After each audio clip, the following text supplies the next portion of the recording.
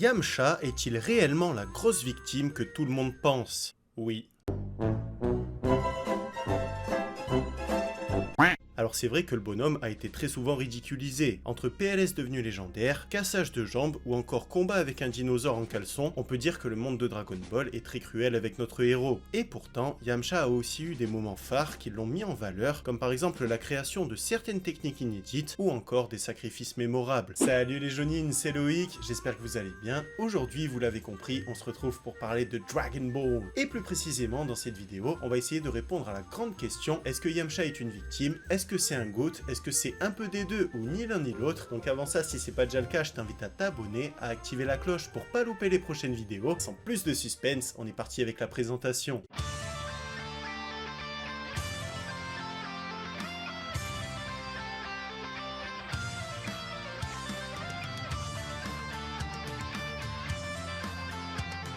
Alors cette vidéo va se découper en plusieurs parties. Dans un premier temps, on va voir tous les moments phares de Yamcha. Dans un deuxième temps, on va voir tous ses moments en tant que victime. Dans un troisième temps, on va voir sa position dans DBS. Et enfin, on terminera avec la conclusion. Du coup, on commence avec les grands moments de Yamcha, les moments qui ont fait de lui un GOAT. On continue avec les moments qui ont fait de lui une véritable victime, avec notamment sa PLS intercosmique qui est devenue légendaire à travers les âges. Non, ça va, je rigole. En vrai, Yamcha a quand même eu des moments assez sympas, voire même des moments qui sont carrément héroïques, mais que tout le monde a oublié. Du coup, on continue avec la PLS intercosmique. Alors déjà, pour commencer, quand Yamcha est apparu dans Dragon Ball, au tout début, on a eu l'impression que c'était un GOAT. Déjà parce que le mec a réussi à te rooster Goku, alors que juste un peu plus tôt, on l'avait vu tanker des attaques de balles avec Bulma, on l'avait vu faire face à des monstres qui étaient gigantesques, et il avait même pas eu peur en voyant Oolong sous sa forme transformée. Mais en fait, le problème avec Yamcha, c'est que chacun de ces moments entre guillemets GOATesques va se terminer en position complètement ridicule. Pour autant, dans ce combat avec Goku, il a quand même été mis assez en avant, et même si à ce moment-là, Goku avait faim et qu'il ne possédait qu'une toute petite partie de sa puissance, il a réussi avec sa technique du loup à nous faire une très forte impression et à le rooster. Alors par la suite, il a été impressionné par Bulma parce qu'il avait très peur des femmes, ou encore en version française, il avait peur du shampoing. Oh, c'est affreux! Je ne supporte pas de voir du shampoing!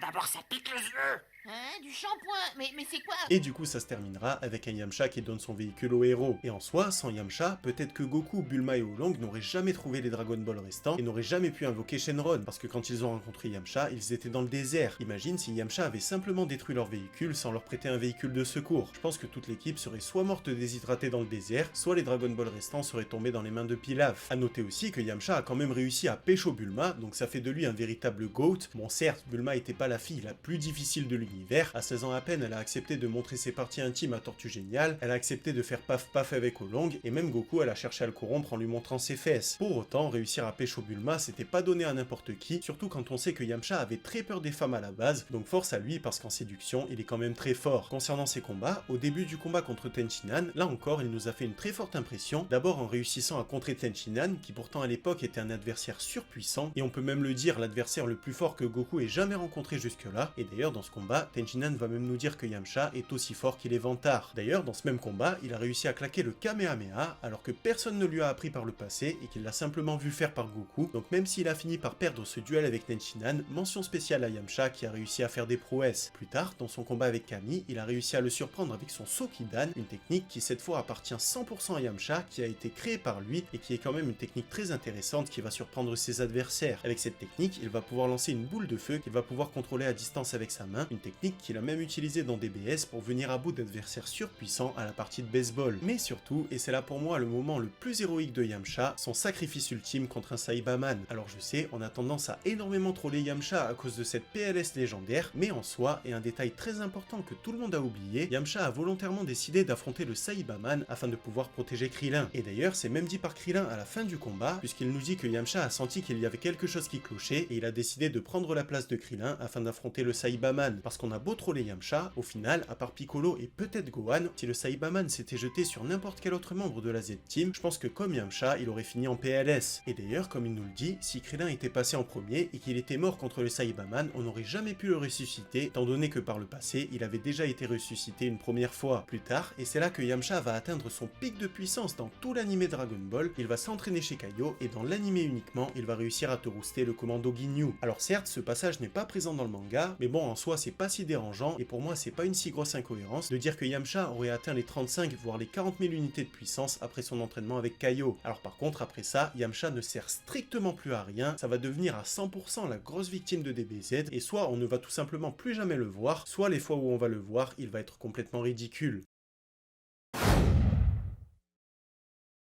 Ce qui du coup nous amène au moment où Yamcha a été une grosse victime intersidérale, ce qui en soi est son rôle premier quand il a été créé par Akira Toriyama. En effet, à la base, Yamcha était censé incarner la parfaite parodie du bandit du désert, et d'ailleurs rien que ça, le mec il essaye de racketter et de voler les gens dans le désert, alors qu'en soi dans le désert il doit y avoir 1 voire 0 passage par an. En plus de ça, à chaque fois que Yamcha va avoir un plan, il va complètement tomber à l'eau. À la base par exemple, il voulait donner son véhicule à l'équipe de Goku afin qu'il puisse trouver les Dragon Ball et leur voler. Au final, il s'est fait capturer par Pilaf et Oolong a utilisé les Dragon Ball pour demander une culotte. Plus tard, après être resté plusieurs années avec Bulma, il va se la faire shipper par Vegeta, alors qu'à la base quand même Vegeta était responsable de sa mort. A noter aussi qu'à la base, Yamcha est censé être un grand bandit, mais dès qu'il voit Bulma ou n'importe quelle autre femme, il va perdre complètement ses moyens. Et d'ailleurs, encore plus humiliant en version française où ça a été censuré et où il a peur du shampoing. Je ne supporte pas de voir du shampoing.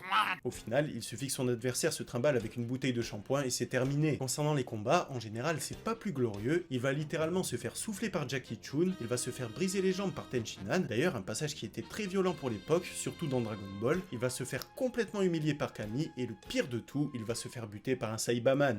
Attends frérot, t'avais pas dit que c'était le moment le plus héroïque de Yamcha, je sais pas quoi, comme quoi c'était un héros, qu'il avait sauvé Krillin, que c'était... J'ai menti. Ouais non, je suis désolé les frérots, mais à partir du moment où le mec il se fait battre par un adversaire qui pousse dans le sol, que tu peux te trimballer littéralement dans ta poche, que t'as juste à le planter et qu'il a la même puissance que toi, y a absolument rien de glorieux à ça, d'autant plus qu'à la base, Yamcha dominait le combat, il a réussi à le clouer au sol avec un Kamehameha, mais tellement il est débile, il a baissé sa garde et il s'est fait avoir. Et d'ailleurs, mention spéciale à Raditz, qui était tellement faible qu'on pouvait littéralement faire pousser des adversaires qui avaient la même puissance que lui. Plus tard dans l'animé, Yamcha va essayer de faire le fou, il va penser que l'entraînement de Vegeta avec la gravité c'est de l'eau, il va mettre 300 G sur la machine et il va finir complètement cloué au sol. Mais ça les amis, croyez-moi, c'est vraiment pas le pire. Encore tu peux te dire, il a quand même réussi à atteindre le bouton pour arrêter la machine, alors qu'en soi, avec 300 G, si Yamcha pesait par exemple 70 kg, ça voudrait dire que l'espace d'un instant, il a réussi à porter 21 tonnes. Non, le pire du Yamcha, il a lieu à la fin de DBZ, à l'arc-bout, quand Yamcha va essayer de tabasser un dinosaure et qu'il ne va même pas réussir. Alors certes, ce moment est très drôle, mais personnellement, il m'a mis très mal à l'aise, parce que je veux bien qu'on respecte pas Yamcha, mais quand même, il y a une limite. Surtout quand tu sais que Gohan, à 4 ans, au tout début de Dragon Ball, il arrivait à te rouster un dinosaure, et même à lui couper sa queue pour s'en faire des steaks. Au final, là, on est à la fin de DBZ, donc Yamcha est censé devenir beaucoup plus fort qu'avant, on l'a quand même vu rouster Rikum dans l'animé, mais au final, il va te balancer une boule de feu sur un dinosaure. Déjà, il va être super content de le toucher, genre c'est un truc de dingue, mais pire que ça, le dinosaure va réussir à tanker l'attaque et à survivre. Par la suite, il va se faire transformer en chocolat par bout, et après ça, on ne va littéralement plus jamais entendre parler de lui, donc en soi, son CV est vraiment pas ouf.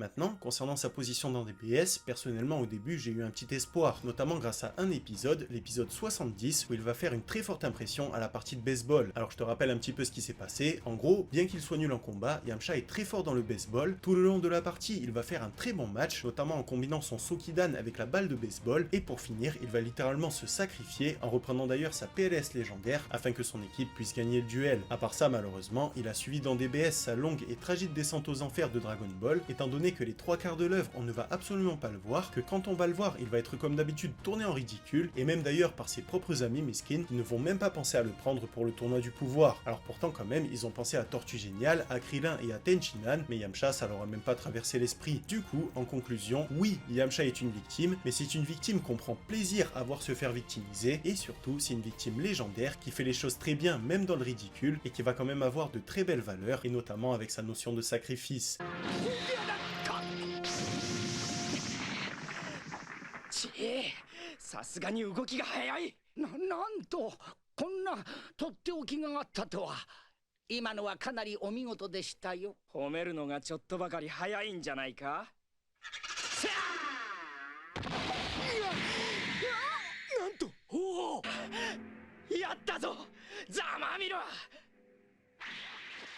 Donc voilà pour cette vidéo, j'espère qu'elle vous a plu. Si c'est le cas et que vous voulez me soutenir comme d'hab, pensez à la liker et à vous abonner. Dites-moi en commentaire quel est votre moment préféré de Yamcha et quel est selon vous son pire moment de victimisation. Et de mon côté, je vous dis à très vite pour une nouvelle vidéo, un nouveau manga, et en attendant que la force vous anime les jonines.